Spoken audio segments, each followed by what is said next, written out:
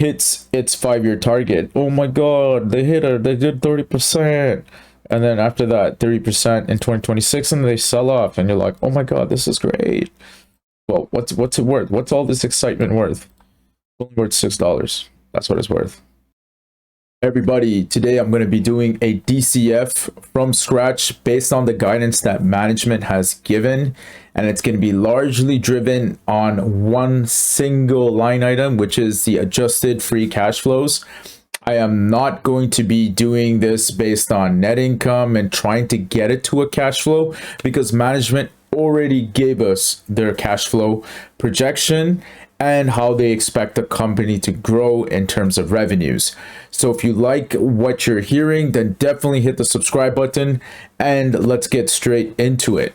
All right, so let's get it going. So if you haven't watched the bullish video yet, it is key that you hit that video up first, you watch it, you understand it, because that's where I run through all the assumptions, the sources of the assumptions, how it works in the moderate and bear case that I'm going to show you shortly. All that's really changing is one underlying assumption, and that is the year-over-year sales growth, nothing else.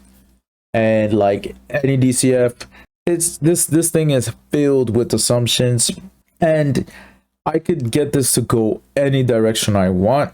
So I am just using my assumptions that I think is reasonable to me. Some people would say my assumptions are correct and they're not moderate, they're bullish, or they're moderate, they're bearish. So if you feel that way, leave a comment, tell me how you really feel, and maybe I might do something about it. Let's look at this. So in this case, the moderate case, everything is the same, but the year-over-year growth. So management, they guided for 30% till 2025. Me, I was like, okay, they're sandbagging. Let's say 34. Average growth for all 11 years is 34.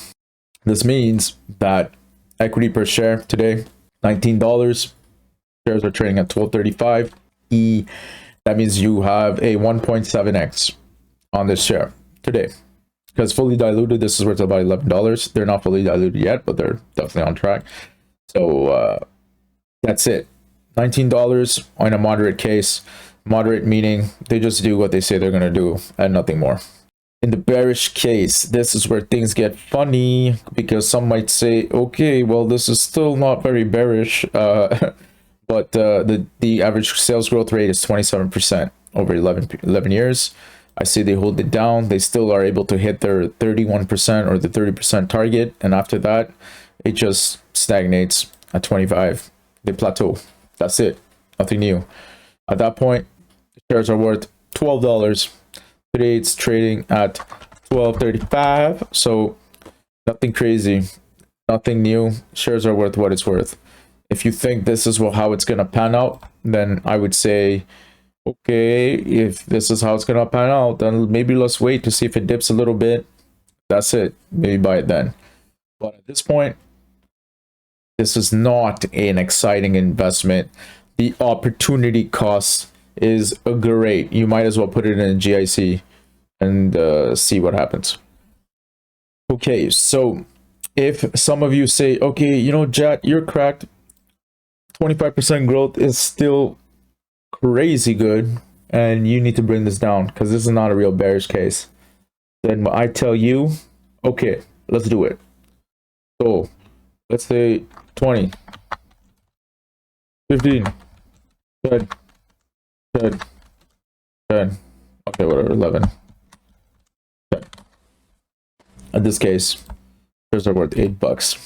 $8. Let's say it's even worse. It starts dropping right after 2025. $7, $7.70. That's it. Let's see they don't hit the target of 30% throughout. They instead do 29%. $7.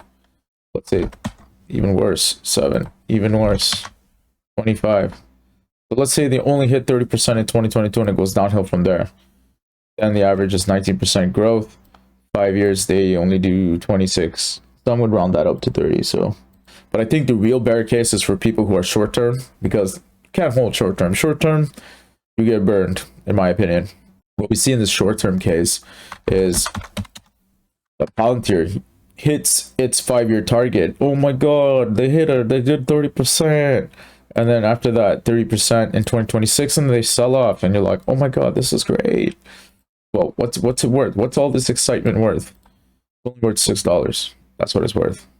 Because all of this generates 14.2 billion in discounted cash flows, or cash flows that are represented today. And then when you add that with the cash, you get to 16.6 divided by the shares outstanding, $6. So if you're holding for 5 years, forget about it. $6. It's not worth it. But this could get a lot worse. let's say they don't do their 30%. They just do 25, 20, and only in 2022 they hit 30 because they only had a pipeline that they were so confident they're going to hit 30%, but then they were expecting to figure it out as they go, and it just doesn't happen. Then it's worth $5. Stock is trading at $12.35. It's worth $5. You're expected to lose 51%. So that's why when you look, if any, DCFs are DCFs. Their biggest flaw is it's filled with assumptions. Anybody can try to present themselves as a genius, but anyone can do a DCF. You just need to put some thought into it, some rational thought that you can agree with and that you don't think is out of this world. And if you do think or come up with out of this world assumptions, that's meant to showcase, okay, this is a super bullish or super bearish case. So my takeaway from all of this is that, if Palantir does mess up and they do like a average or below average, like it's not supposed to be a below average growth company. And if it's 25% for tech companies is not astronomical or amazing. But if they do roll at like 30 to 25% or an average growth of 27%, stock is worth what it's worth today. And that's it.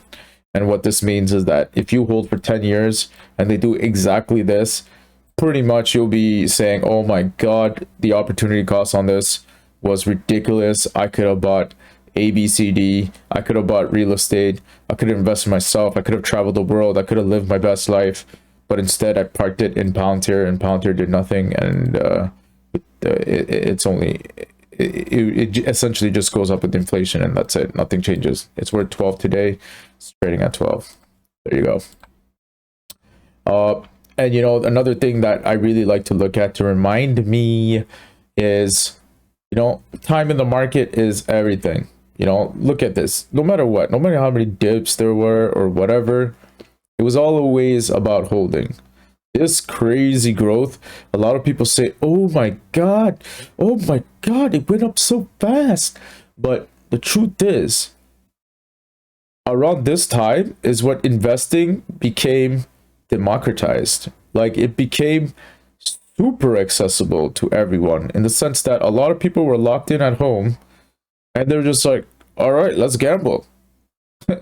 That's exactly what happened. People are like, no, let's gamble. Let's drop it in n'importe quoi, in whatever, crypto coin, altcoin, whatever stock, whatever's making money fast. Everybody wants to get rich.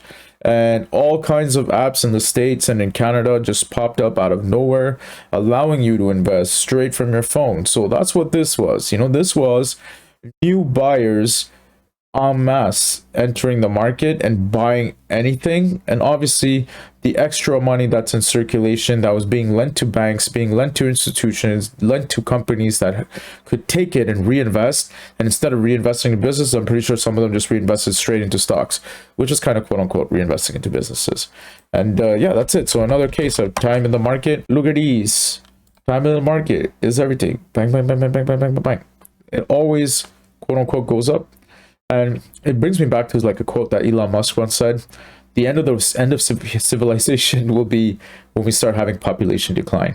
And I think when we do start having population decline, then yeah, forget this idea of time in the market matters, because then there's no more buyers to buy and prices drops, right? That's normal market economics. If there's not enough demand and there's too much supply, price adjusts downwards. That's it. I don't know where I'm going with this. Anyways, so thank you for watching my video. Make sure you hit the subscribe button, leave your likes, and I will see you on the next one. Peace out, everybody.